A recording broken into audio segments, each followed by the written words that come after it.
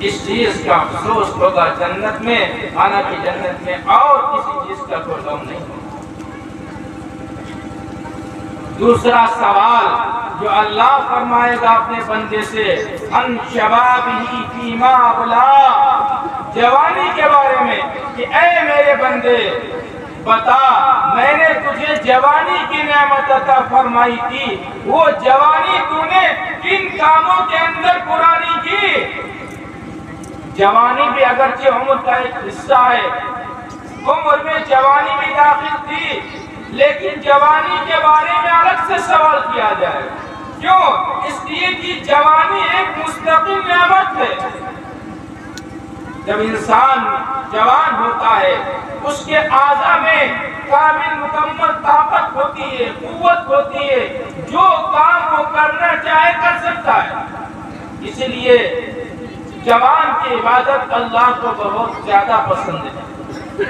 ایک حدیث پاک کے اندر آیا، پوری تفصیل نہیں بتلاؤں گا، کہ 7 قسم کے لوگ وہ ہیں جن کو اللہ تعالیٰ اپنے عرش کے سائے میں جگہ عطا فرمائے گا۔ انہی میں سے وَشَابٌ نَشَأَ فِي عِبَادَةِ رَبِّهِ، ایسا نوجوان جو پروان چڑھا ہو اپنے رب کی اطاعت کرتے ہوئے، اللہ ایسے نوجوان کو اپنے عرش کے سائے میں اس کی جگہ عطا فرمائے گا جس دن اللہ کے عرش کے سائے کے علاوہ کوئی سایہ نہیں۔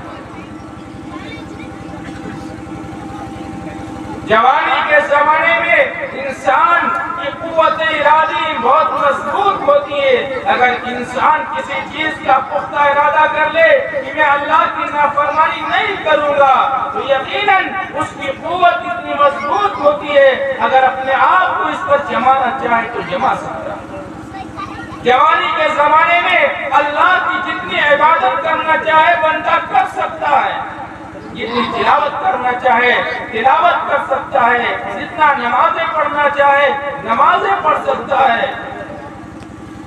اور اصل کمال یہی ہوتا ہے کہ جوانی انسان کی پاکیزہ ہو، ورنہ کہاوت مشہور ہے کہ بڑھاپے میں تو بھیڑیا بھی بزرگ ہو جاتا ہے۔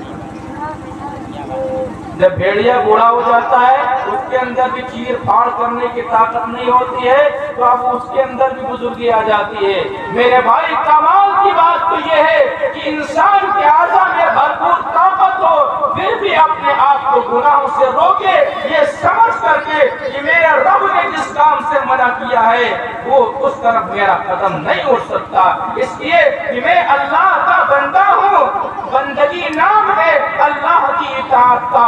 اگر کوئی شخص اللہ کی نافرمانی کے ساتھ زندگی گزار رہا ہے تو میرے بھائی چاہے زبان سے وہ اللہ کی بندگی کا اقرار کرتا ہو، لیکن حقیقت میں وہ اللہ کا بندہ نہیں ہے۔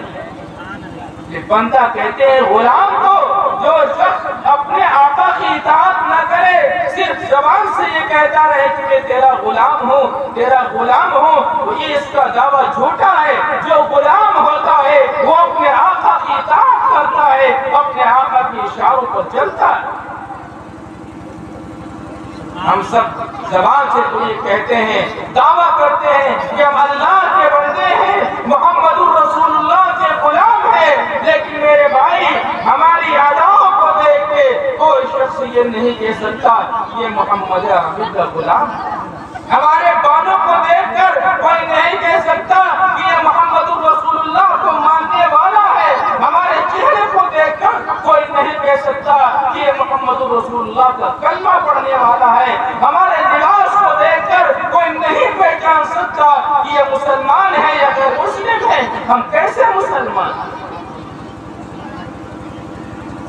میرے بھائی اللہ کے بندے تو وہ ہوتے ہیں، حدیث پاک کے اندر فرمایا گیا اللہ کے اچھے بندے وہ ہیں جنہیں دیکھ کر اللہ کی یاد تازہ ہو جائے۔ اور ہمارا حال تو یہ ہے کہ ہمیں دیکھ کر یہ پہچاننا مشکل ہوتا ہے کہ کس سے سلام کیا جائے یا سلام نہ کیا جائے، سامنے جانے والا ہمارا مسلمان بھائی ہے یا کوئی غیر مسلم ہے۔ میرے بھائی اور عزیزو، اس لیے جوانی میں کہہ رہا تھا کہ جوانی کے بارے میں سوال ہوگا، بتاؤ تم ہم نے جوانی عطا فرمائی تھی، وہ جوانی کی نعمت تم نے کہاں ضائع کی؟ ہمارے اس مجمع کے اندر بہت ہمارے نوجوان ساتھی بیٹھے ہیں، میں ان سے درخواست کرتا ہوں، آپ ہمارا مستقبل ہیں، ہمارے بوڑھے چلے جائیں گے، اب آگے آپ کو کام کرنا ہے، لیکن اگر آپ سیدھے راستے سے ہٹ گئے تو میرے بھائیوں، میرے نوجوانوں، یاد رکھو اسلام سے ہاتھ دھو بیٹھو گے، اور آگے آنے والی نسلوں کہ میرے بھائی اسلام کی خیر مناؤ۔ ابھی سے ہمارے بچے جب کفر کی طرف جا رہے ہیں، ہماری بچیاں کافروں کے ساتھ میں جا رہی ہیں، تو میرے بھائی یاد رکھیں اور سوچیں ذرا کہ آگے آنے والے 10-20 سال کے بعد میں ہماری نسلوں کا کیا حال ہے۔ اس لیے میرے عزیز نوجوانوں، آپ مستقبل ہیں، آپ کے کاندھوں کے اوپر اب ایک بہت بڑی ذمہ داری رکھی جائے گی۔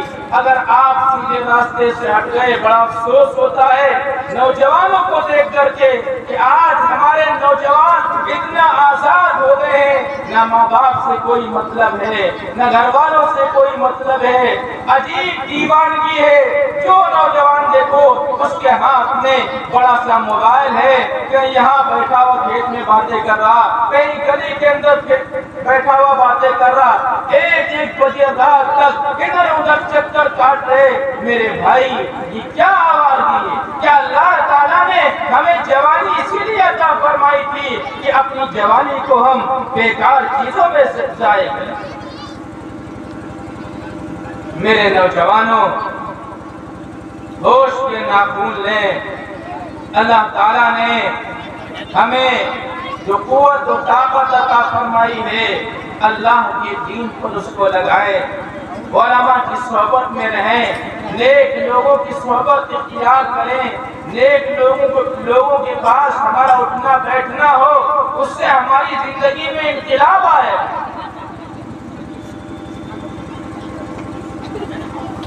ہمارے نوجوانوں کا عجیب حال ہے، ماں باپ شکایت کرتے ہیں اولاد بالغ ہو گئی کہنا نہیں مانتی، حالانکہ ماں باپ کی بھی غلطی ہے۔ شروع میں لاڈ و پیار کے اندر اپنے بچوں کو اتنا چھوڑ دے دیتے ہیں، بچہ چھوٹا سا ہوتا ہے، رونے لگا، فوراً اس کے ہاتھ میں موبائل پکڑا دیا، تو بیٹا دیکھو دیکھو دیکھو، اب وہ دیکھ رہا، اپنا کارٹون دیکھ رہا، کچھ دیکھ رہا، یہاں تک کہ وہ بچہ موبائل کا اتنا عادی ہو جاتا ہے، اتنا شوقین ہو جاتا ہے کہ اب اسے کھانا نہ ملے تو اسے صبر آ جاتا ہے، لیکن موبائل نہ ملے اسے صبر نہیں آتا۔ عادت ہم نے اس کی خراب کی۔ اگر شروع سے ہم نے اپنے بچے کے ہاتھ میں موبائل نہ دیا ہوتا تو میرے بھائی اس کی عادت خراب نہ ہوتی۔ شروع میں لاڈ و پیار میں اپنے بچوں اور بچیوں کے ہاتھوں میں موبائل دے کر کے ہم نے اس کو خراب کر دیا، اب اس کی عادت بن گئی، اس کے اندر غلط لت پڑ گئی، اب اس سے یہ عادت چھڑوانا مشکل ہوتا۔ تو میرے بھائیوں، ہماری ذمہ داری ہے کہ ہم اپنی اولاد کی صحیح تربیت کریں۔ اللہ نے اولاد کی اگر نعمت عطا فرمائی ہے، یہ بڑی نعمت ہے، اس کے بارے میں بھی ہم سے سوال کیا جائے گا۔ اگر ہم نے اپنے بچوں کی صحیح تربیت نہیں کی، ان کو صحیح ادب نہیں سکھایا، انہیں بڑوں کا احترام نہیں سکھایا، تو میرے بھائی یاد رکھیں اللہ کے عام سے بھی پوچھا جائے گا، ہم نے تمہیں اولاد عطا فرمائی تھی، تم نے اس کی صحیح تربیت کی۔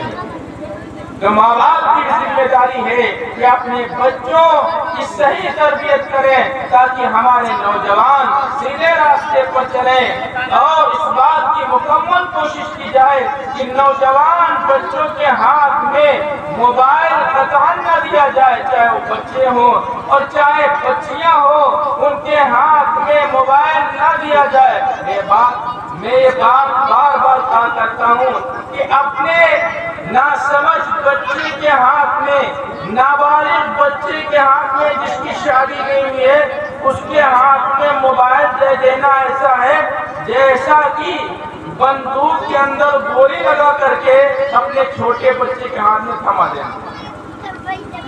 اب معلوم نہیں اس گولی کے ذریعے سے بچہ خود کیا میرے بھائی اس سے زیادہ خطرناک ہے اپنے نوجوان بچوں کے ہاتھوں میں موبائل دینا. اس لیے میں کہہ رہا ہوں اس سے زیادہ خطرناک ہے کہ اگر بچے نے بندوق چلائی تو ہو سکتا ہے اس سے جان چلی جائے لیکن ایمان نہیں جائے گا. لیکن اگر موبائل کا غلط استعمال بچے نے کیا تو جان کے ساتھ ساتھ میں ایمان بھی جا سکتا ہے. اس لیے میرے بھائی اور عزیزوں میں بڑے درد کے ساتھ یہ بات کہہ رہا ہوں. بڑا افسوس ہوتا ہے اپنے نوجوانوں کو دیکھ کر کے, ان کی بے راہ روی کو دیکھ کر کے بڑا افسوس ہوتا ہے. میرے بھائی اور عزیزوں, اللہ نے ہمیں جو زندگی عطا فرمائی ہے, یہ جوانی عطا فرمائی ہے, یہ جوانی خرافات میں ضائع کرنے کے لیے نہیں. اور اس بات کو یاد رکھیں, جب یہ بات ہمارے دماغ میں آئے کہ جوانی ہے جو چاہو کر لو, یہ بات اپنی دماغ میں بٹھائیں. کل اسی جوانی کے بارے میں اللہ ہم سے پوچھے گا, اے میرے بندے بتا تجھے میں نے جوانی عطا فرمائی تھی, وہ تم نے کہاں سے آئی؟ یہ دو سوال کیے جائیں گے. تیسرا سوال ہوگا, بتاؤ تم نے مال کہاں سے کمایا, کیسے کمایا, جائز طریقے سے کمایا تھا یا ناجائز طریقے سے کمایا تھا, حلال طریقے سے کمایا تھا یا حرام طریقے سے کمایا تھا, جوا کھیل کے کمایا تھا یا سود لے کر کمایا تھا, جھوٹ بول کر کمایا تھا یا مکاری اور بے ایمانی کر کے کمایا تھا. اللہ کے یہاں پوچھا جائے گا.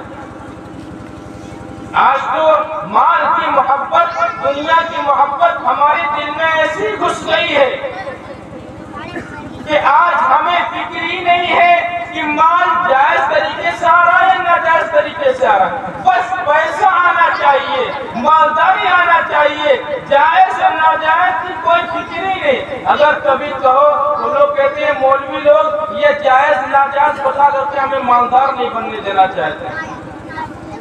میرے بھائی اور عزیزوں, یہ مال جس کو آپ جائز اور ناجائز کی تمیز کیے بغیر کما رہے ہیں, یہ مال کتنے دن تک آپ کے ساتھ رہنے والا ہے؟ ابھی ہماری روح نکل جائے, اگر ایک سکہ ہماری جیب میں پڑا ہوا ہوگا وہ بھی نکال لیا جائے گا. ہم خالی ہاتھ آئے تھے اور خالی ہاتھ دنیا سے ہمیں جانا.